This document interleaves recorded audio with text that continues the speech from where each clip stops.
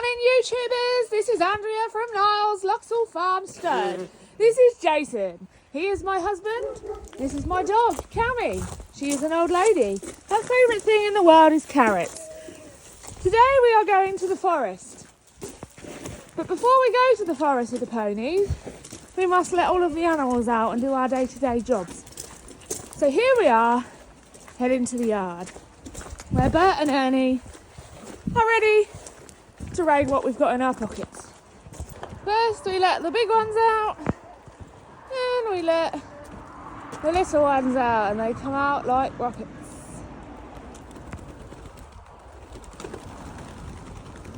We're currently spotting a nice little lake in the middle of the yard at the moment. Good morning, Hals. Morning, Bills. And here is Gnarly's. Here is our main flock of geese, and then we also have a smaller gang that live slightly separately because they were born this year, and they're in there having their breakfast.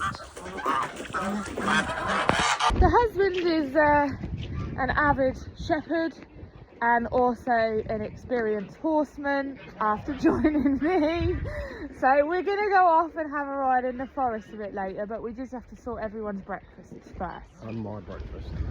Here's Gary, his two boys, and Alan and Rodney having their breakfast. I'll just give you a bit of a tour of our yard. So we have our geese, Mildred in the background. We've got a bit of a feature lake in the middle, lots of mud, big muck heap, and lots of lakes in the fields. So we're really fortunate that we've got lots of space. Not so fortunate that we haven't got a sand school to ride the horses here at the moment.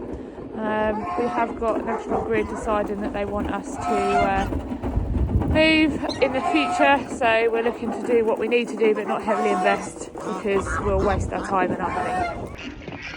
This is Gracie, my little 2-year-old, and I say that because she's not actually very little, she's quite a big giant.